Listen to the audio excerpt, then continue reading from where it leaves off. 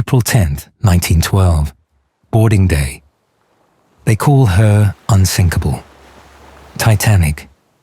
A name that echoes promise. I arrived at the dock under grey skies, my ticket a forgery written by future hands. The crowd was thick with excitement, and coal smoke stitched the air above us like a warning no one would notice. My mission is simple. Observe. Do not interfere. I've said that before. But this time, the gravity is different. The ship's hull, dark and gleaming, stretched like the spine of some slumbering beast. Children clutched dolls.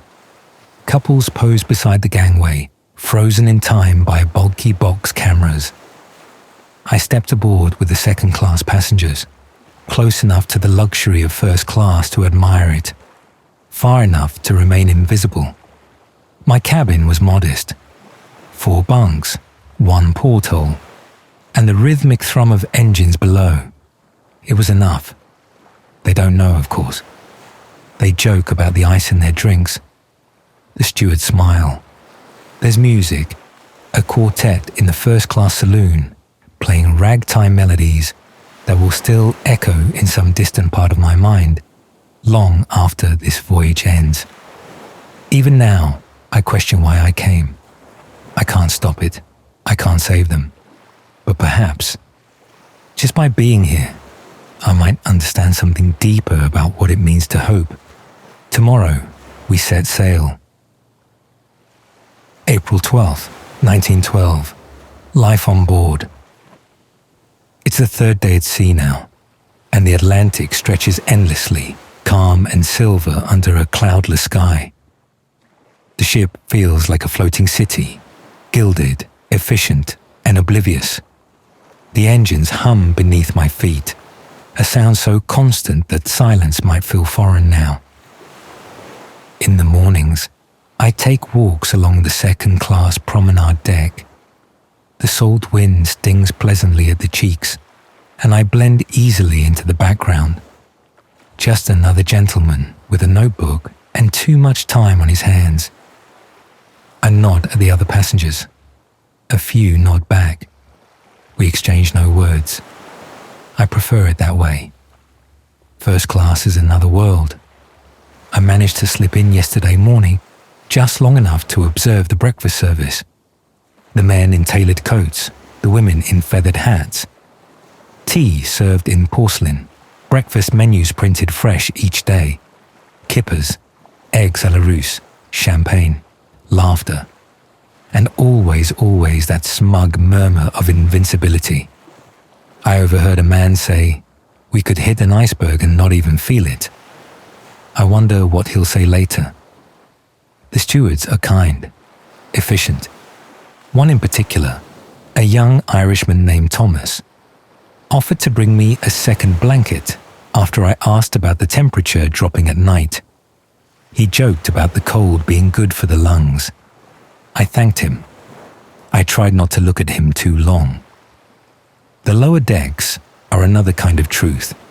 I descended yesterday under the pretense of being lost to see the third-class areas. Large shared rooms, kids playing with wooden toys, laundry strung across pipes. The people there don't have the polished air of the upper classes, but they smile more, they laugh louder, they dance. That night, I heard music drifting from below. Fiddles, stomping feet, singing in Gaelic. It felt more alive than the stiff elegance of first class, more human. The days are uneventful, sun, sea, routines. People read, walk, gossip, pose for photographs. Some worry about speed, others about class, but no one worries about death, except me. I write at night, in the narrow light of a small lamp. The engines still thrum, constant. I find comfort in that rhythm, even as I know it will soon be broken. Tomorrow is April 14th. April 14th, 1912. Evening. The unsinkable illusion. The wind has changed. It's subtle. Just a sharper edge to the air as it flows across the deck, colder than the last few days. The sky is unusually clear tonight, stars scattered like frost across a velvet sky. It's the kind of cold that carries weight. It settles into your lungs, reminds you of the edge of something. Dinner tonight was extravagant as usual. I didn't attend. Second-class dining isn't the spectacle that first class enjoys. But I passed by as passengers filtered out, flushed from wine and satisfied from 11 courses. They joked about the captain joining the meal. Some speculated about icebergs, half in jest, half in curiosity. One woman in particular, wrapped in white ermine, said, "I'd love to see one." Imagine how majestic that would look, just floating past the windows. I wondered if she would still find it majestic later. The crew has been discussing ice sightings. A steward whispered that a wireless message had come through earlier. Warnings from other ships. Ice ahead. But the Titanic doesn't slow down. She charges forward like a steel god, bathed in electric light and confidence. The calm of the sea tonight is almost unnatural. No waves, just glass. The lookout men joke that it's like staring into a mirror. And that's what makes it dangerous. No surf breaking at the base of the bergs. No moonlight to reflect off white. Only darkness. I stood at the stern for a while after dinner. Watched the engines churn up glowing trails in the black water behind us. The stars above, the engines below, and this enormous vessel floating between them like a dream that doesn't know its ending. I've started to question my role. Observation was the rule. Do not interfere. But if I whispered a warning to one person, would it change anything? Could it? Or would it make things worse? I made eye contact with a young girl earlier. Her hair was in braids, and she was clutching a small cloth rabbit.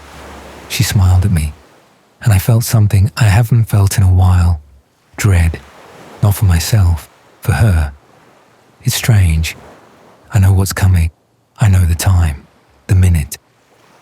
And yet, sitting here in this warmth, surrounded by laughter and light, it almost feels impossible.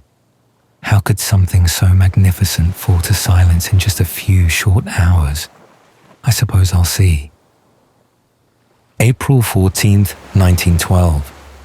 11:40 p.m. The collision. It began with a whisper, not a scream, not the dramatic wrenching of metal, just a dull shudder. I was lying in my bunk when it happened, pen in hand, mid-sentence. The lamp above my head flickered. A faint tremor ran through the floor, as though something distant had shifted beneath the sea. The engines groaned, then quiet, stillness. The hum I had grown used to, gone. And that silence, it felt like a warning. I stepped into the corridor. Others were emerging too, faces creased in confusion, not fear. A steward passed by quickly, telling everyone to return to their cabins, just a precaution. Bit of ice, that's all. Nothing to worry about. But I knew better. I moved toward the upper deck, careful not to draw attention. The night air hit like a blade, bitter, still. I looked out and saw it, huge and silent, floating away behind us like a ghost, an iceberg, towering, pale. Its base vanished into black water, but the top glowed softly in the starlight, as if lit from within. No one was panicking, not yet. Crew members moved with urgency but spoke with calm voices. Lifeboats were being uncovered. A few passengers had gathered, wrapped in blankets over evening gowns and smoking jackets. Most seemed more inconvenienced than alarmed. Some laughed. "Captain's just being cautious," I heard one man say. "It's the Titanic after all." I spotted the wireless operator from earlier, frantic at his station. I lingered just long enough to hear him repeating one message: CQD, CQD. position 41.46 north, 50.14 west. The call for help. Below decks, the damage was worse than they realized. Water rushed through the lower compartments in icy waves. The crew had sealed the watertight doors, but it wouldn't be enough. I knew that. 5 compartments could flood. 6 already had. I looked up at the stars. They seemed impossibly still, silent witnesses to the most avoidable tragedy of the century. By midnight, the first lifeboats were being prepared, though few passengers had any urgency. They said this ship couldn't sink, a woman told me, frowning as she adjusted her coat. So why are they bothering with boats? I didn't answer. I just watched. There is a terrible quiet that precedes disaster, not the kind that makes you scream, but the kind that leaves you hollow, the kind that makes your breath catch because somewhere deep down, you know, this moment is the last time everything feels normal. The iceberg is behind us now, but the damage is already done. We've struck fate, and fate doesn't bargain. April 15th, 1912, 12 a.m., the realization. Midnight. The deck is colder now, bitter and sharp. The wind has picked up, and though the sea remains calm, the mood aboard has shifted, subtly, like a shadow stretching just beyond the edge of lamplight. The ship is tilting, slightly but noticeably. I saw a dropped pencil roll across the floor. A steward tried to laugh it off, but I caught the flicker in his eyes. He knew. They all do now. A quiet panic spreads like mist. Not loud, not chaotic, just a growing awareness. The kind that creeps up on people when everything they've trusted begins to betray them. The crew has begun urging women and children to the lifeboats. Some obey. Most hesitate. It still doesn't seem real.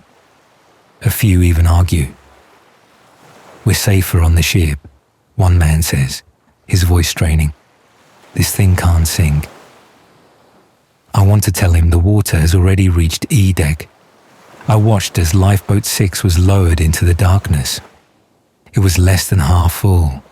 So many people standing on the deck, watching, not believing, still convinced there was time.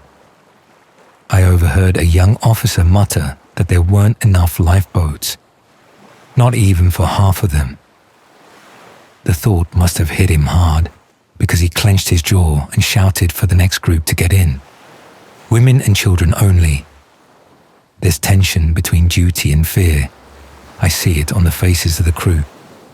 Some hold fast to protocol. Others look ready to run. The band still plays. A waltz, I think.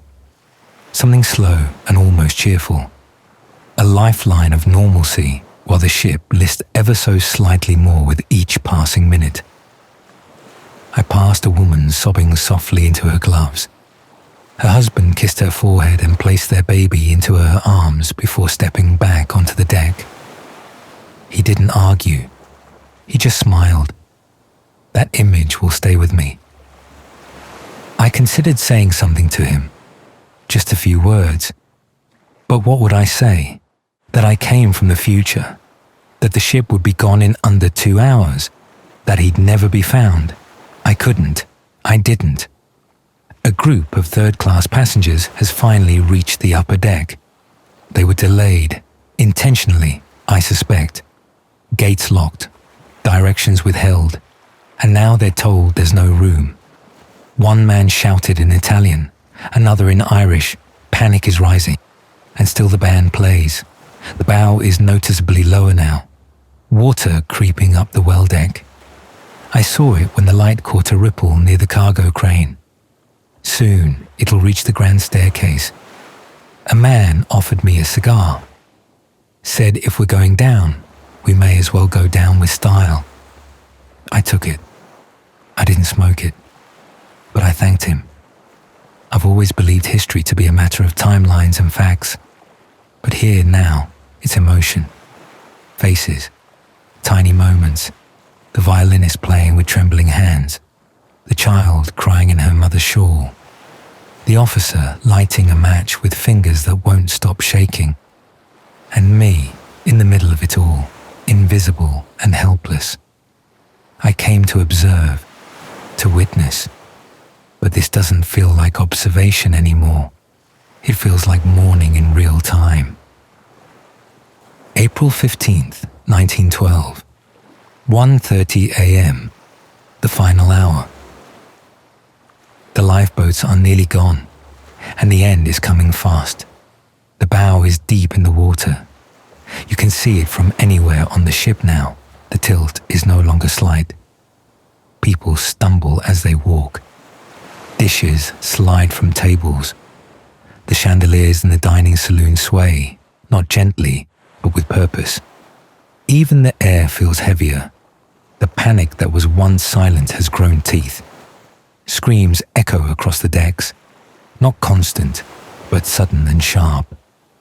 Cracks in the mask of calm that so many wore just an hour ago. I saw a man try to rush a lifeboat. An officer fired into the air, but the shot didn't stop him. Another followed. Then a body hit the rail. People froze. No one tried again. The band is still playing. God, they're still playing. They've moved to the forward part of the boat deck now, near the entrance to the grand staircase. One violinist is crying. His hands shake as he draws the bow, but he keeps going. Nearer, my God, to thee, I think. Or maybe that's just what I want to believe. I stayed near the aft deck. The stern is slowly lifting, and more passengers have gathered here. Some still cling to hope of rescue. Others have accepted it. I heard prayers in French, German, Russian, English, and silence. So much silence between them. A young couple stands near the rail. They hold hands, say nothing, just lean into one another, as if their bodies might remember love longer than their names will. I could see the water crawling up the promenade deck. Chairs float now.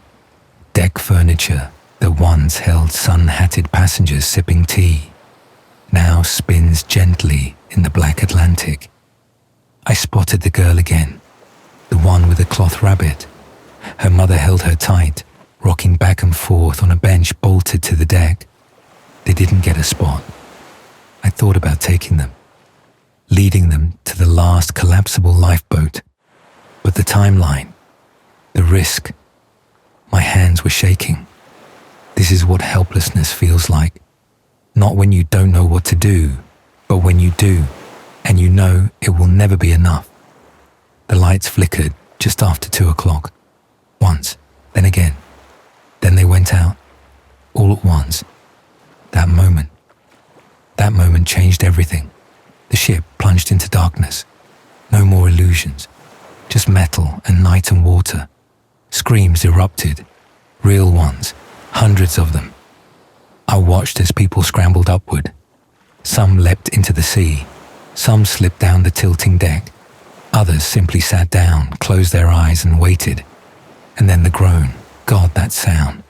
The hull giving way, the stern rising, the ship breaking in two. It sounded like the earth itself was tearing.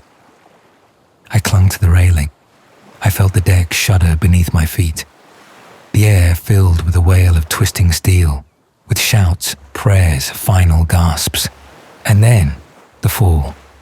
The stern lifted so high I could see the propellers hanging in the sky like massive black moons. And then the final plunge. The water took her. The Titanic was gone, just gone. And in her place, darkness, cold, silence, broken only by the desperate cries of those in the water, scattered across the waves like a shattered constellation. I did nothing. I said nothing.